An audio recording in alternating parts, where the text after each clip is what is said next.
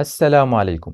موعد وتوقيت المباراة الودية الثانية لمنتخب المغرب والبيرو في إطار استعدادات كلا المنتخبين للاستحقاقات المقبلة والقنوات الناقلة لهذه المباراة. لكن قبل البداية مشاهدينا الكرام، لا تبخل علينا بالاشتراك في القناة والضغط على زر اللايك كي تتوصلوا بكل أخبار وجديد كرة القدم. فهيا بنا الآن إلى التفاصيل. يحتل المنتخب المغربي المركز 11 عالميا في التصنيف العالمي للمنتخبات، في حين يحتل المنتخب البيرو المركز 21، وسيقابل المنتخب المغربي منتخب البيرو في مباراة دولية ودية استعدادا للاستحقاقات المقبلة يوم الثلاثاء القادم 28 مارس 2023 على ملعب متروبوليتانو في إسبانيا في تمام الساعة 7:30 مساء بتوقيت المغرب، 8:30 بتوقيت الجزائر وتونس، وعلى الساعة 9:30 بتوقيت مصر، وعلى الساعة 10:30 بتوقيت السعودية. ومن المنتظر نقل مباراة البيرو والمغرب على قناة الرياضية المغربية. شاركونا توقعاتكم عن مباراة المغرب والبيرو. شكرا على المشاهدة.